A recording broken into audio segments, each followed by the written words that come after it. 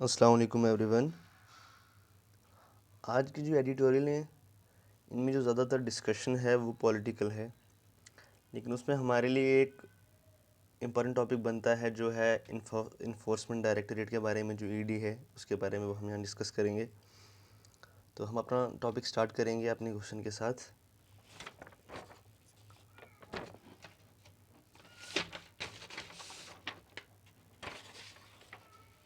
हमारे जो आज के क्वेश्चन हैं वो है which country hosted exercise Desert Flag. जो मिलिट्री एक्सरसाइज डेजर्ट फ्लैग है वो किस कंट्री ने होस्ट किया था, ठीक है। ऑप्शन 1 है इंडिया, देन यूएई, यूएसए और बहरीन। और सेकंड क्वेश्चन है world pneumonia day is held on which day, ठीक है, किस दिन ये सेलिब्रेट किया जाता है। 12th of November, 11th of November, 14th of November या फिर 10th ऑफ नवंबर। तो इसके जो आंसर्स है वो हम डिस्कस करेंगे वीडियो के एंड में।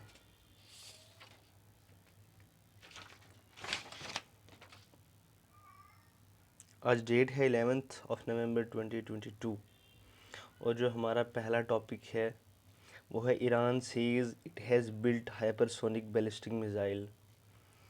आपने शायद न्यूज़ पे सुना होगा न्यूज़ में कि ये वेस्टर्न मीडिया ने ये चीज़ काफ़ी हाईलाइट की है कि ईरान ने अपना हाइपरसोनिक मिसाइल जो है वो डेवलप कर लिया है, ठीक है। अब ये बैलिस्टिक मिसाइल क्या होते हैं, क्रूज़ मिसाइल क्या होते हैं, हाइपरसोनिक मिसाइल्स क्या होते हैं, हम ये जानते हैं। हमारे लिए जो एग्ज़ाम पर्सपेक्टिव से ज़्यादा इम्पॉर्टेंट है, ठीक है। तो हाइपरसोनिक मिसाइल्स वो होते हैं जिनकी स्पीड साउंड से 5 से लेके 25 टाइम्स ज़्यादा होती है साउंड की स्पीड से भी, ठीक है। इतने फास्ट होते हैं वो। इसलिए जो एंटी मिसाइल डिफेंस सिस्टम होता है उसके लिए काफ़ी मुश्किल हो जाता है ऐसी मिसाइल्स के अगेंस्ट काम करना और इनको अटैक से रोकना, ठीक है। तो अब हम जानते हैं, ये हमें पता चल गया हाइपरसोनिक मिसाइल्स क्या होती हैं। अब ये हाइपरसोनिक बैलिस्टिक मिसाइल या बैलिस्टिक मिसाइल फिर क्रूज़ मिसाइल्स क्या होती हैं, ठीक है। जो होती है बैलिस्टिक मिसाइल का जो पाथ होता है जिसमें वो ट्रैवल करती है वो होता है पैराबोलिक पाथ, ठीक है। वो यूं ट्रैवल करती है ऐसे ऐसे पैराबोलिक पाथ में, ठीक है। फिर अपने टारगेट को हिट करती है। जैसे उसको यहाँ से लॉन्च किया, यहाँ पे ये टारगेट को हिट करेगी। ये बहुत हाई एल्टीट्यूड पर ट्रैवल करती है, फॉर एग्जांपल 250 से लेकर 2000 किलोमीटर एल्टीट्यूड तक, ठीक है। अब जो हमारा इंटरनेशनल स्पेस स्टेशन है वो कहाँ पे है, वो अप टू 400 किलोमीटर है, 400 किलोमीटर, ठीक है। लेकिन ये उससे भी हाई जाती है, वो 400 किलोमीटर पे है, पर इसका जो रेंज होता है वो 250 टू 2000 किलोमीटर एल्टीट्यूड तक ये क्या करती है, ट्रैवल करके पैराबोलिक पाथ में अपने टारगेट को हिट करती है। इसमें जो इंजन होता है जिसकी वजह से इतना ट्रैवल कर सकती है इतने हाई एल्टीट्यूड पे, वो होता है रॉकेट इंजन। और रॉकेट इंजन की खास बात ये होती है कि ये अपने फ्यूल को बर्न करने के लिए जो ऑक्सीजन होता है वो बाहर से लेता है, एटमॉस्फेयर से लेता है। इसको ये अपना ऑक्सीजन कैरी नहीं करता है जैसे जेट इंजन करता है, ठीक है। अब ये तो हो गया बैलिस्टिक मिसाइल के बारे में। दूसरा है क्रूज़ मिसाइल, ठीक है। क्रूज़ मिसाइल जो है उसका जो पाथ होता है जिसमें वो ट्रैवल करती है, पहले क्रूज़ मिसाइल को अगर हमने यहाँ से लॉन्च किया है तो पहले तो थोड़ा बहुत एल्टीट्यूड पे जाएगी, लेकिन उसके बाद इसका जो पाथ है वो यूं हो जाता है, ठीक है, ऐसे ऑलमोस्ट स्ट्रेट, ठीक है। और फिर ये हिट करता है अपने टारगेट को यहाँ पे, ठीक है। अब ये इसका जो एल्टीट्यूड होता है वो 100 किलोमीटर से कम होता है, ठीक है। मतलब 100 किलोमीटर के रेंज में होता है। इतने किलोमीटर के एल्टीट्यूड पे क्या करती है, ट्रैवल करती है।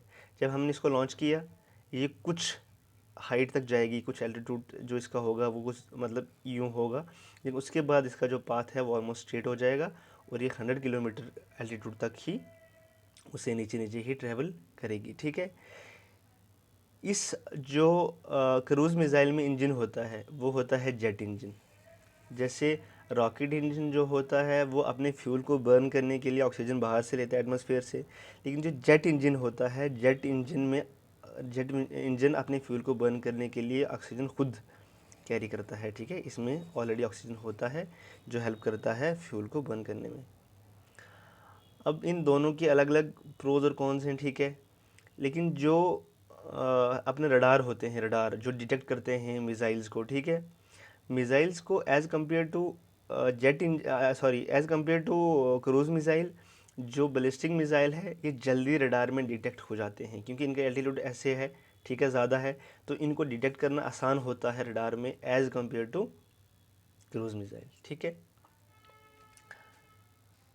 जो ये टॉपिक है इसको आप इंक्लूड करेंगे साइंस एंड टेक में, ठीक है, साइंस और टेक्नोलॉजी में आप इस टॉपिक को इंक्लूड करेंगे। सेकंड टॉपिक है जो वो है इन्फोर्समेंट डायरेक्टरेट। ये एडिटोरियल में आया है डिस्कशन। एक्चुअली जो डिस्कशन चल रहा है आपको पता है कि जो ईडी की रेट्स पड़ रही हैं, डिस्कशन ये चल रही हैं कि जो गवर्नमेंट है वो ईडी का यूज़ कर रही है अपोजिशन पार्टीज़ के अगेंस्ट, ठीक है। अभी संजय राउत जो कल ही रिलीज़ हुए, एक पॉलिटिशियन है शिवसेना के, ठीक है, महाराष्ट्र में, वो कल ही रिलीज़ हुए हैं। तो ये काफ़ी एक चर्चा चल रही है कि जो ईडी की रेड्स पड़ रही हैं, ठीक है, तो ये गवर्नमेंट यूज़ कर रही है इसको अपने पॉलिटिकल पर्पज़ के लिए अगेंस्ट द अपोजिशन पार्टीज़, ठीक है। लेकिन हम जानते हैं कि इन्फोर्समेंट डायरेक्टरेट है क्या, इसका काम क्या है, ठीक है। ये जितने भी इकोनॉमिक लॉज होते हैं, ठीक है, जितने भी इकोनॉमिक क्राइम्स होते हैं हमारी कंट्री में उसके अगेंस्ट काम करती है। चाहे आप ले लें हवाला ट्रांजैक्शंस होती हैं, ठीक है, जो बाहर होती हैं यहाँ से, फिर उसके अलावा मनी लॉन्ड्रिंग, ऐसे जितने भी जो मनी के रिलेटेड इलीगल एक्टिविटीज़ होती हैं उनके अगेंस्ट काम करती है इन्फोर्समेंट डायरेक्टरेट, ठीक है।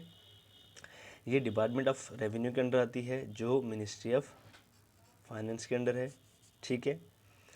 और ये किन एक्ट्स के अंदर फंक्शन करती है, कौन कौन से एक्ट्स हैं? एक है foreign exchange management act 1999, FEMA act, ठीक है, और दूसरा prevention of money laundering act 2002, ठीक है।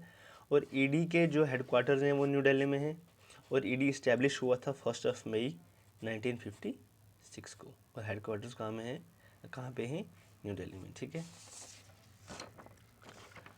नेक्स्ट, अब कुछ दिनों से दो मिलिट्री एक्सरसाइजेज जो हैं काफ़ी न्यूज़ में हैं। एक है मलाबार एक्सरसाइज और दूसरा है गरुड़ा 7 करके, ठीक है। लेकिन हम जानते हैं कि पहले ये मिलिट्री एक्सरसाइजेज होती क्या हैं।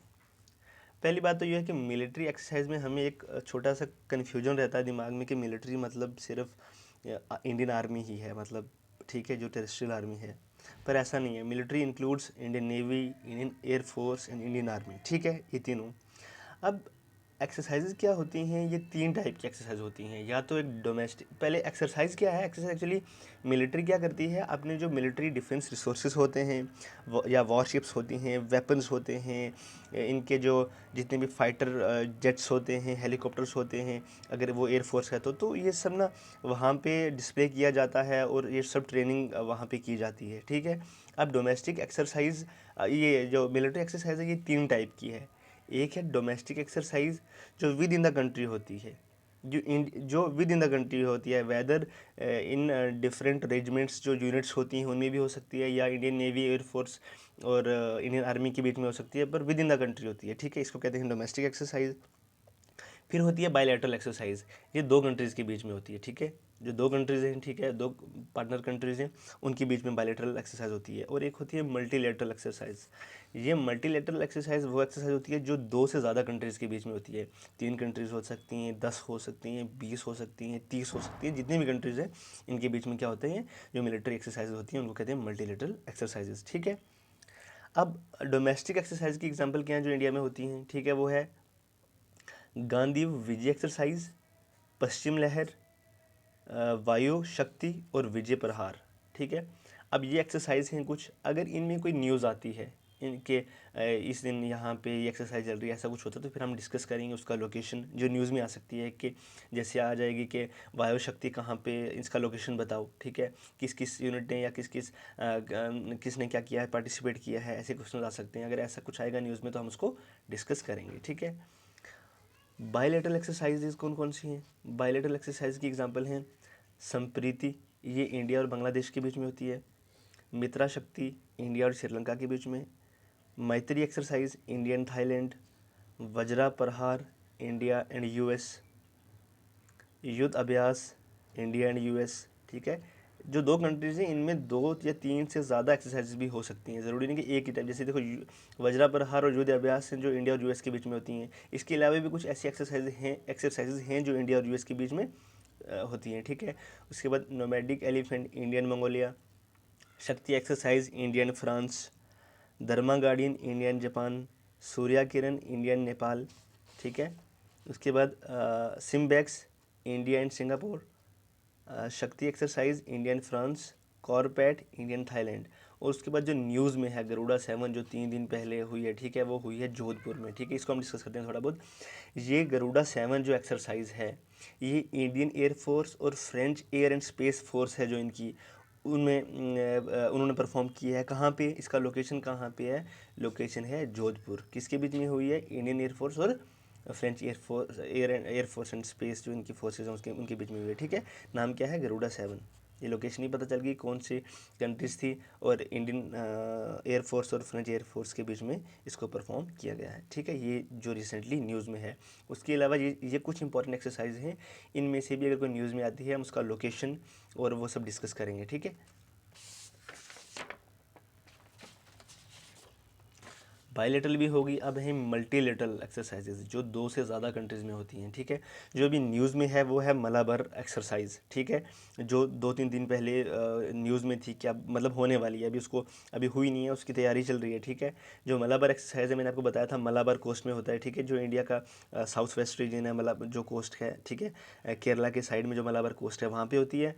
तो ये मेनली ये ना नेवी एक्सरसाइज है, इंडियन नेवी और बाकी जो 3 क्वाड कंट्रीज़ आपको पता होगा, यहाँ में हमने डिस्कस किया था। इंडिया, ऑस्ट्रेलिया, जापान और यूएसए, ये 4 जो क्वाड कंट्रीज़ हैं, ठीक है। इंडिया, ऑस्ट्रेलिया, जापान और यूएस, ठीक है, इन 4 कंट्रीज़ के बीच में होती है।